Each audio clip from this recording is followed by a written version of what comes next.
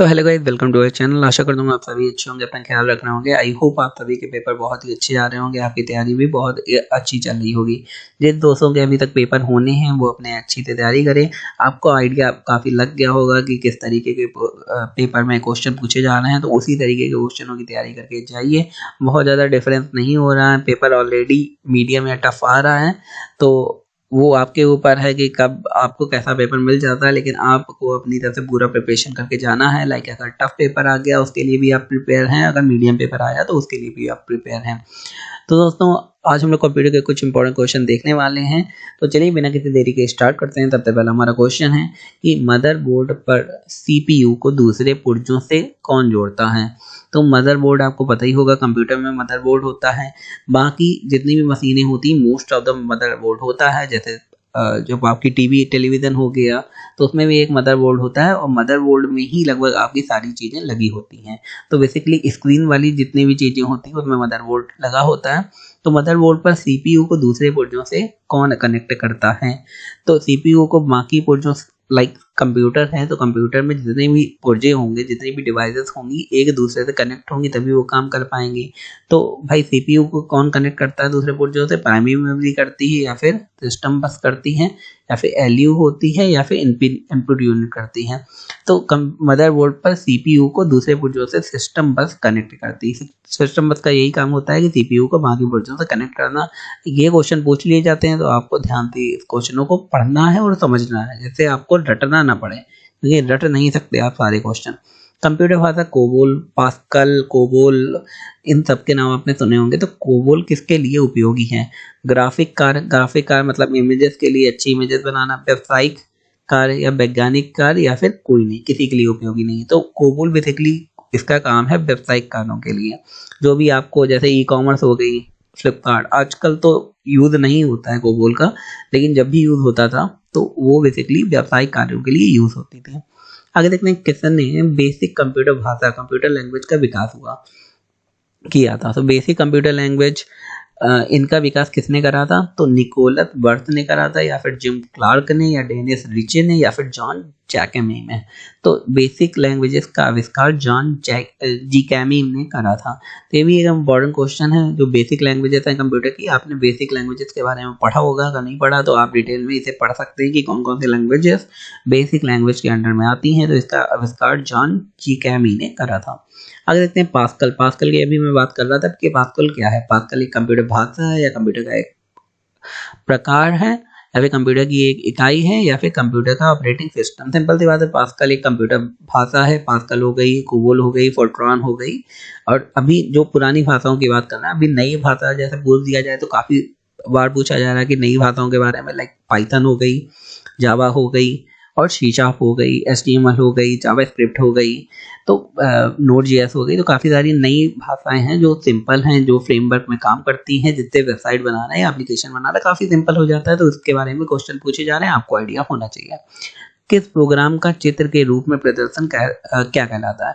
किसी प्रोग्राम को अगर डायग्राम के रूप में आप बना रहे हैं तो उसे क्या कहेंगे? फ्लो चार्ट कहेंगे, ER डायग्राम कहेंगे, ग्राफ कहेंगे, या मैप कहेंगे? तो उसे कहेंगे फ्लो चार्ट। होता क्या है फ्लो चार्ट, उसे देख लीजिए। तो अगर सपोज करिए आपको कोई प्रोग्राम बनाना है, प्रोग्राम बनाने से पहले हम लोग क्या करते हैं कि प्रोग्राम पहले स्टार्ट करेंगे, फिर प्रोग्राम को प्रोसेस करेंगे। तो प्रोसेस के लिए तो करते क्या है, कंपनी में होता क्या है, प्रोग्राम बनाने से पहले उसका पूरा एक खाका तैयार कराया जाता है। खाका में एक फ्लो चार्ट यूज होता है कि प्रोग्राम स्टार्ट कहाँ करना है, बीच का क्या क्या प्रोसेस रहनी है, और प्रोग्राम एंड कहाँ पे करना है। इसी को कहते हैं फ्लो चार्ट, और कुछ फ्लो चार्ट नहीं होता है। ER डायग्राम क्या होता है? ER डायग्राम का फुल फॉर्म होता है एंटिटी रिलेशनशिप डायग्राम। तो एंटिटी माने क्या होता है? कोई पर्टिकुलर एक चीज, उसे एक एंटिटी कहते हैं। तो अगर दो एंटिटीज को या दो से ज़्यादा एंटिटीज को, दो अलग अलग चीज़ों को जोड़ दिया गया, रिलेशनशिप उनमें बैठा दी गई, तो उसे एंटिटी रिलेशनशिप डायग्राम कहते हैं। ग्राफ भी आपको पता होगा, मैप भी आपको पता होगा, उसके बारे में बताने की जरूरत नहीं है। लेकिन फ्लो चार्ट होता है किसी प्रोग्राम को चित्र के रूप में दर्शाना। तो चित्र, पूरा प्रोग्राम नहीं आपको चित्र के रूप में लिखना है, बस प्रोग्राम को कैसे काम करना है, कैसे प्रोसेस करना है, वो आपको चित्र के रूप में बता देना है। आगे देखते हैं कौन सा सबसे कॉमन प्रकार का स्टोरेज डिवाइस है। तो स्टोरेज डिवाइस कौन सा कॉमन प्रकार का है? बैकअप है, मैग्नेटिक है, या फिर फ्लैश है, या ऑप्टिकल है। तो सबसे कॉमन प्रकार का स्टोरेज डिवाइस है मैग्नेटिक। जितनी भी स्टोरेज डिवाइस हैं लाइक हार्ड डिस्क हो गया, तो जितनी भी स्टोरेज डिवाइस हैं जो बहुत ज़्यादा डेटा स्टोर कर लेती है, उन सब में मैग्नेट का यूज़ करा जाता है। मैग्नेट का बेसिकली यूज़ CD DVD या जितनी भी डिवाइस हैं सब में ही स्टोरेज करने के लिए मैग्नेट का यूज़ करा जाता है। तो चलिए आगे बढ़ते हैं। कौन सा पॉइंट ड्रॉ डिवाइस है? तो माउस है, स्कैनर है, कीबोर्ड है या प्रिंटर। तो ड्रॉ किससे करते हैं? वो माउस से आप करते हैं। माउस से आप माउस पॉइंटर को भी चलाते हैं, माउस से आपको कहीं पे लोकेट कर सकते हैं, कोई बटन दबानी है या कुछ ड्रॉ करना है तो वो माउस का यूज करके कर सकते हैं। इसीलिए आपको क्या कहा गया, इसे पॉइंट ड्रॉ।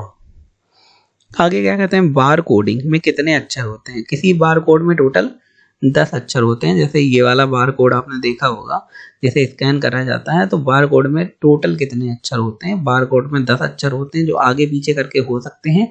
तो जब स्कैन करा जाता है तो इसमें एक कोड छुपा होता है, बार कोड में एक नंबर छुपा होता है, वो कोड स्कैन करने में आ जाता है। दोस्तों आगे बढ़ने से पहले मैं आपसे एक रिक्वेस्ट करना चाहता हूं कि अगर अभी तक आपने हमारा चैनल सब्सक्राइब नहीं करा, सब्सक्राइब कर लें, बेल आइकन को दबा दें, because your subscription is our motivation. अगर आप सब्सक्राइब कर लेते हैं तो हमें मोटिवेशन मिलेगा, हम आपके लिए और अच्छा कंटेंट लाएंगे। उससे फ़ायदा एक और ये है कि अगर आप सब्सक्राइब करते हैं तो आपको बार बार चैनल ढूंढने की जरूरत नहीं पड़ेगी, जो भी कंटेंट है आपको आसानी से अवेलेबल हो जाएगा, मिल जाएगा जब भी अपलोड करा जाएगा। आगे देखते हैं 10.25 का बाइनरी नंबर क्या है। अब आपने पढ़ा होगा बाइनरी नंबर को वैसे अपने नंबर में कन्वर्ट करना या अपने नंबर्स को बाइनरी नंबर में कन्वर्ट करना, तो उसकी एक पूरी प्रोसेस होती है, एक मैथ के तरीके का फॉर्मूला होता है, उसका यूज़ करना पड़ता है, तो उसके बाद बाइनरी नंबर में कन्वर्ट करा जाए। तो 10.25 का बाइनरी नंबर क्या है? तो वो है 11001। आगे देखते हैं डिजिटल कैमरा में क्या प्रयोग होता है। तो डिजिटल कैमरा जो होता है उसमें LED का प्रयोग होता है या फोटो डायोड का या प्रकाशी पेन का या प्रकाशी फिल्म का प्रयोग होता है। तो ये क्वेश्चन हमारा है। तो डिजिटल कैमरा जैसे हम लोग आजकल कैमरा यूज़ करते हैं उसी को डिजिटल कैमरा कहते हैं। उसमें हम लोग फोटो डायोड का प्रयोग करते हैं जिससे वो अच्छी फोटो ले पाता है। आगे बढ़ते हैं। रिक्वेस्टेड डेटा पर सीधे जंप करने वाले डिवाइस को किस नाम से जाना जाता है? भाई रिक्वेस्टेड डेटा क्या कहते हैं? जैसे आपने गूगल सर्च में या सर्च इंजन में कोई वेबसाइट का नाम लिखा और वो वेबसाइट आपके पास यहाँ पे आ गई, तो रिक्वेस्ट करा आपने एक वेबसाइट के लिए और वेबसाइट आंसर आपको यहाँ पे मिल गया, तो इसी कहते हैं रिक्वेस्टेड डेटा पर सीधे जंप करना। तो इसके लिए कौन सा डिवाइस है? क्विक एक्सेस है, सिक्वेंशियल एक्सेस है या फिर रैंडम एक्सेस है या फिर उपयोग सभी। तो इसमें जो हम लोग यूज़ करेंगे वो रैंडम एक्सेस होगा। अब इसे समझिए कैसे। जैसे आपने कोई डेटा को रिक्वेस्ट करा और उसका आंसर आपको सीधे मिल गया, तो आपने रैंडम जैसे 10 चीज़ें हैं, अब 10 चीज़ें हैं, आपको ये मान लो ये 4 चीज़ें हैं, आपको थर्ड नंबर वाली चीज़ चाहिए। अब एक प्रोसेस है जिसमें पहले एक चीज़ आपको मिलेगी, फिर दूसरी मिलेगी, फिर तीसरी मिलेगी, फिर चौथी मिलेगी, एक एक करके मिलेगी, वो भी लाइन से। लेकिन आपको चाहिए डायरेक्ट थर्ड नंबर वाली, तो आप क्या करेंगे, जंप कर जाएंगे, यहाँ पे थर्ड नंबर पे डायरेक्ट मिल जाएगी। तो ये हो गई रैंडम एक्सेस। कहीं से भी कोई भी पिक कर लेना जो आपको चाहिए। लाइक आपको दूसरा चाहिए तो आपने दूसरा उठा लिया। सिक्वेंशियल एक्सेस कि आपको लाइनदार मिलेगा, पहले ये मिलेगा फिर ये फिर ये। क्विक एक्सेस वो भी एक एक्सेस है, लेकिन दो तरीके के एक्सेस होते हैं, सिक्वेंशियल एक्सेस और रैंडम एक्सेस। तो हमारे रिक्वेस्ट डेटा पर सीधे जंप करने के लिए हम लोग रैंडम एक्सेस का यूज करते हैं। आगे देखते हैं। प्रथम मैकेनिकल कैलकुलेटर का निर्माण किया था। मैकेनिकल कैलकुलेटर अलग होता है, तो उसका निर्माण किसने करा था, ये क्वेश्चन हमारा है। तो हमारे ब्लेज पास्कल साहब ने प्रथम मैकेनिकल कंप्यूटर का निर्माण करा था। उसके अलावा डार्वर्ड आइकन का नाम है, जॉन मौल्की का नाम है। तो हमारे ब्लेज पास्कल का नाम आपने सुना भी होगा, इन्हीं ने सबसे पहले मैकेनिकल कंप्यूटर का कैलकुलेटर का यूज करा था। सबसे तेज कौन सा होता है? CD रोम, कॉम्पैक्ट डिस्क रोम, रैम होती है, कैशे मेमोरी होती है या फिर हमारी रजिस्टर्ड होते हैं। तो आपको पता ही होगा कैशे मेमोरी काफ़ी तेज होती है, लेकिन उससे भी तेज क्या होते हैं, रजिस्टर्ड होते हैं। रजिस्टर्ड यूज ही इसलिए होते हैं जिससे कंप्यूटर को तेज बनाया जा सके। कैशे मेमोरी भी यूज होती है जिससे मेमोरी को तेज बनाया जा सके। आगे देखते हैं। किसी फाइल के तुरंत खोलने के लिए डेस्कटॉप पर उसकी लोकेशन का क्या तैयार करते हैं? भाई तुरंत आपको वेबसाइट में फाइल को खोलना है, तो उसके लिए हम लोग क्या तैयार करते हैं, फोल्डर की शॉर्टकट आइकन, तो हम लोग शॉर्टकट आइकन तैयार करते हैं। जैसे आपने देखा होगा डेस्कटॉप के स्क्रीन पे कुछ शॉर्टकट आइकन लोग सॉफ्टवेयर बहुत सारे लगे होते हैं, उन्हें शॉर्टकट आइकन कहते हैं।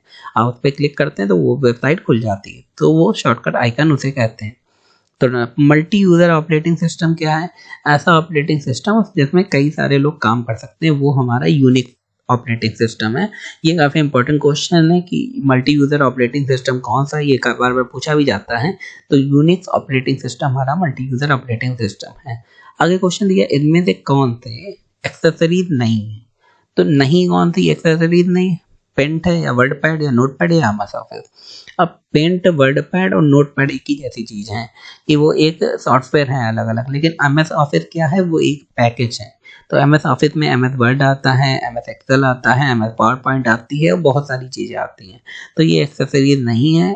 क्या है? एमएस ऑफिस एक्सेसरीज नहीं है। आगे, माइक्रो प्रोसेसर के मुख्य भाग कौन से हैं? तो माइक्रो प्रोसेसर के मुख्य भाग आप सभी को पता होगा, सीयू भी है, एएलयू भी है, कंट्रोल यूनिट भी है, अर्थमेटिक लॉजिक यूनिट भी है। तो दोनों ही माइक्रो प्रोसेसर के भाग हैं। यहाँ पे उपयोग सभी नहीं लगाएगी क्योंकि उसमें ये तीनों आ जाते हैं जिसका कोई मीनिंग नहीं है, तो आप ए एंड बी दोनों लगा के आएंगे। दोस्तों ये थे आज के हमारे कंप्यूटर के important question. I hope question आपको बहुत ही अच्छे इन्फॉर्मेटिव लगे होंगे। अगर आपको अच्छे लगे तो हमारे चैनल लाइक शेयर सब्सक्राइब करना ना भूलें। धन्यवाद।